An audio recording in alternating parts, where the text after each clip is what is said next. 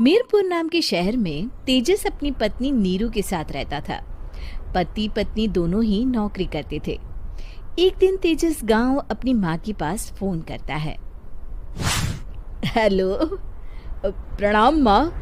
जीते रहो माँ, तुम दादी बनने वाली हो हैं? अरे वाह, ठीक है बेटा, मैं कल ही आती हूँ। जब माँ जी शहर पहुंची तो बेटे बहू ने बहुत अच्छे से स्वागत किया। लीजिए माँ जी, चाय। अरे गर्मा गर्म पकोड़े ले आओ माँ के लिए। नीरू रसोई में गई और 2 मिनट में ही पकोड़े ले आई। जी ये लीजिए। बहू जादू से बनाए हैं क्या? अभी तो रसोई में गई थी। यम्मी। माँ जी, शीला रसोई में पकोड़े तल रही है, मैं बस लेकर आई। हे भगवान, मेरा धर्म भ्रष्ट कर दिया तूने। अब तो गंगा जल से शुद्धिकरण करना होगा। दूसरे दिन, माँ जी मैंने नाश्ता बना दिया है, ऑफिस जा रही हूँ। पर अभी तो घर का सारा काम पड़ा है।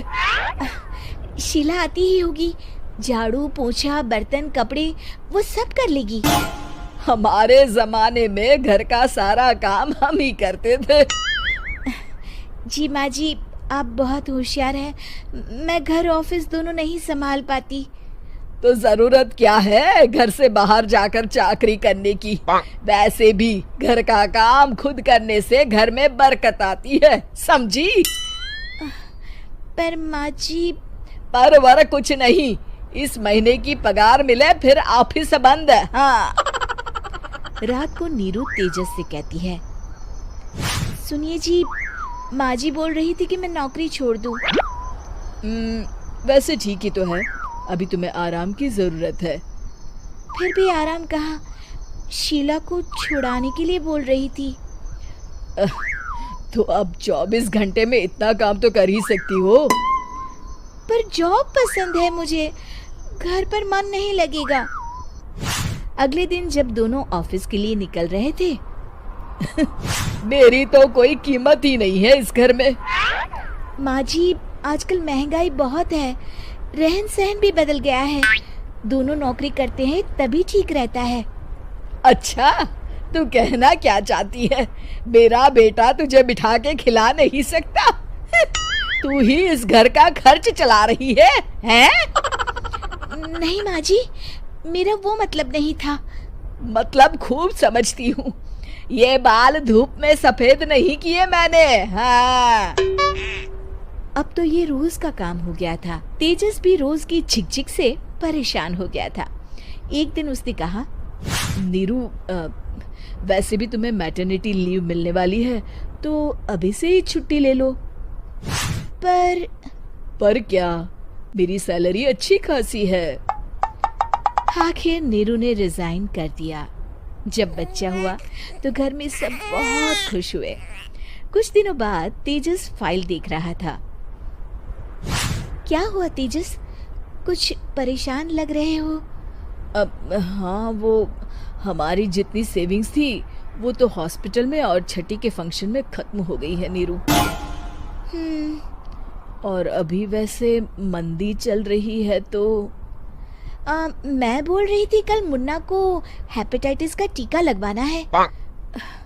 नीरू, क्या पोस्टपोन नहीं कर सकते? नहीं जी, बिल्कुल नहीं। अब तेजस को समझ में आ रहा था कि उससे गलती हुई है। पैसों की कमी का असर घर के माहौल पर भी पड़ रहा था। अगले दिन, बेटा मेरा चश्मा और ये दवाइयाँ ले आना, पर्चा देते हुए माँ जी ने कहा। जी। तेजस, मुन्ना के लिए दूध का डिब्बा और डायपर भी ले आना, और ये किराने के सामान की लिस्ट है, इसे भी लाना है। तेजस गुस्से में लिस्ट मरोड़कर फेंकता है और चिल्लाता है, पैसे क्या पेड़ पर उगते हैं? ये ले आना, वो ले आना। अरे पर ये जरूरत का सामान ही है। वो गुस्से में बिना कुछ कहे ऑफिस चला गया। अरे लंच तो ले जाइए। नीरू दौड़कर डिब्बा पकड़ाती है एक दिन खाना खाने के बाद, नीरू, अब तो मुन्ना कुछ बड़ा हो गया, तो अब तुम वापस ज्वाइन कर लो ना जॉब। पर इस रिसेशन में जॉब मिलना बहुत मुश्किल है। ट्राई तो करो। फिर मुन्ना? माँ जी है ना, और एक फुल टाइम मेड भी लगा लेंगे। पर माँ जी, उन्हें तो पसंद नहीं। तभी माँ जी वहाँ आ जाती है और प्यार से नीरू के सर पर हाथ फेरते हुए बोलती है, अब मेरी समझ में आ गया बहू, पहले के और अब के समय में अंतर है। तुम काम शुरू करो, मुन्ना की जिम्मेदारी मेरी। मेरी प्यारी माँ जी। ये कहकर नीरू उनके गले लग गई। शिक्षा, परिवर्तन संसार का नियम है, हमें भी समय के साथ चलना चाहिए। उम्मीद है कि आपको हमारी ये कहानी पसंद आई होगी। कृपया हमारे चैनल को सब्सक्राइब करें और सभी अपडेट्स के लिए बेल आइकन जरूर क्लिक करें। और हाँ, वीडियो लाइक और शेयर करना मत भूलिएगा। Bye bye.